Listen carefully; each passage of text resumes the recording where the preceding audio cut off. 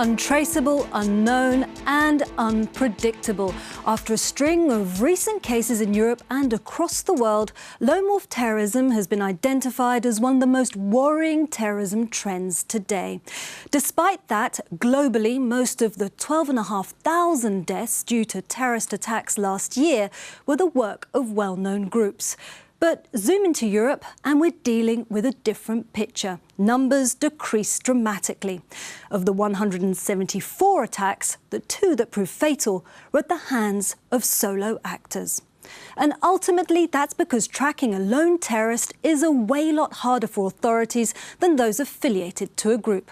So who are these so-called lone wolves? Let's take a look. 77 people died in the Oslo and Utøya attacks last year.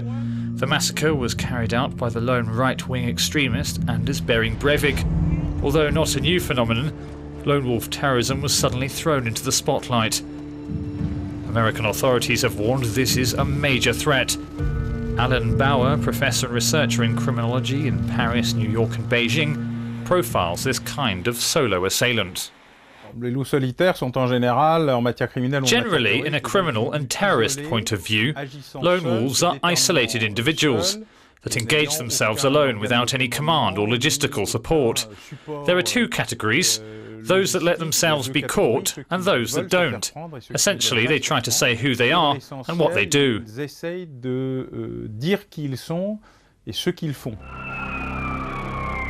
On the other side of the ideological divide, there's also evidence to show that Al-Qaeda has encouraged these types of actions.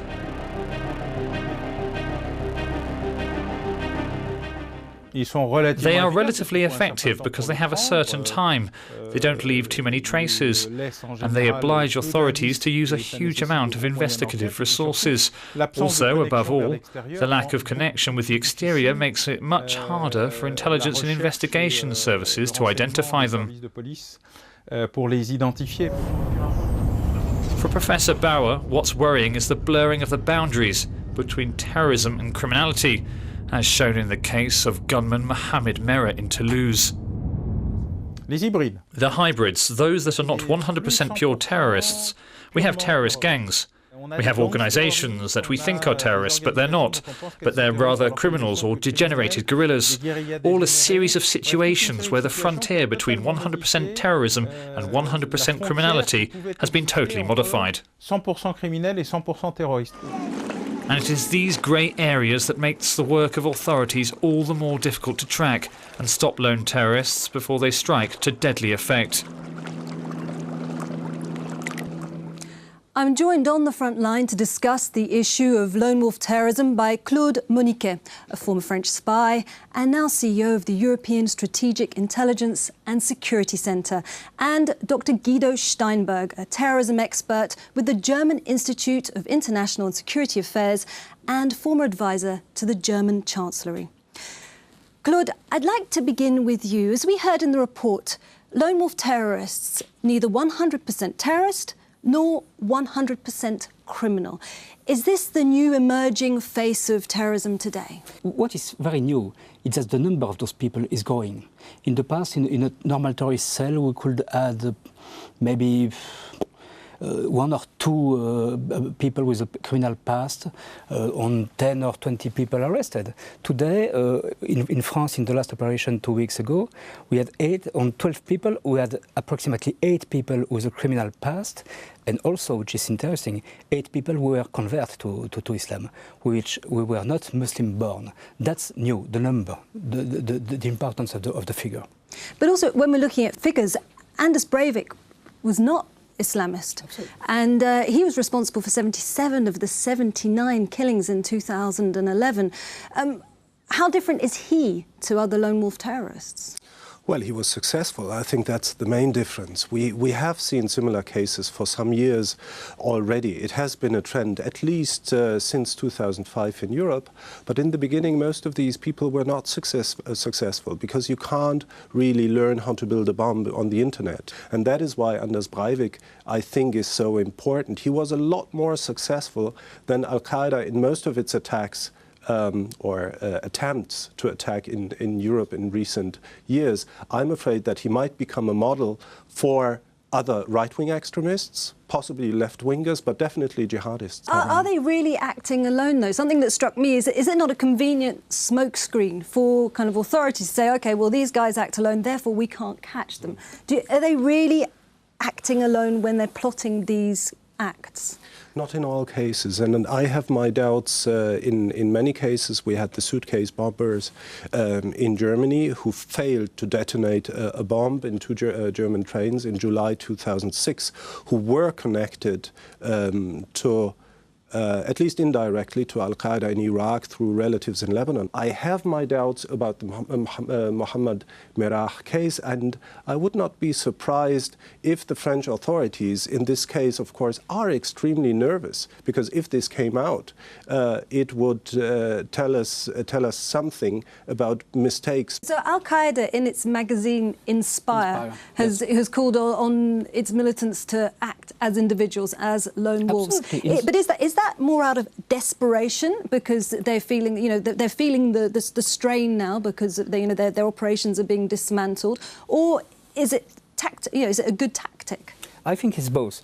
It's the desperation because, of course, Al-Qaeda's street offensive is just cornered today in the AFPAC region, Afghanistan, Pakistan. It is very difficult for them to move and to do things. Approximately three leaders of Al-Qaeda and 4 were killed or catched by the American or others the last 10 years. So they have no possibility, so capacities today. So they are desperate, but in the same time, I think they understood something very important. They understood that they haven't to train people, to spend money, to attract the people to Iraq, Afghanistan, Pakistan, to train them for months and send them back in Europe. They could find in Europe a very easy manpower in the suburbs with people who are desperate, who have personal accounts to settle with Europe because they fail their integration, they feel rightly or wrongly that they are excluded from the society.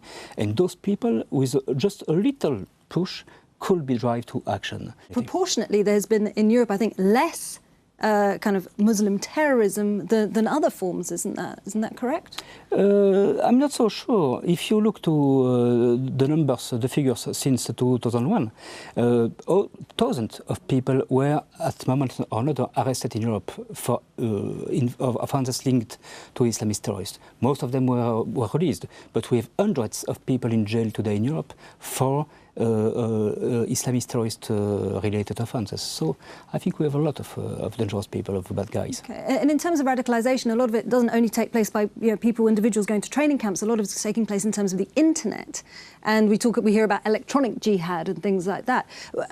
Is enough being done to counter that? Is it possible to counter that? It is very hard, but I think that's a crucial question, because I think that lone wolf terrorism and the internet are connected. Because otherwise, how do you get the ideas? I mean, this is how in most of these cases where we know that people have acted independently or relatively independent from a larger organization, the internet played a huge role, especially videos that these people saw. For example, the case of the German Kosovar who killed 2 American soldiers on Frankfurt Airport in March 2011. He was exclusively radicalized through the internet, and there is nothing you can do to eradicate the presence of these materials on the internet. Counter-terrorism isn't really following up then with the threat that we're facing. I think we are certainly not at our best.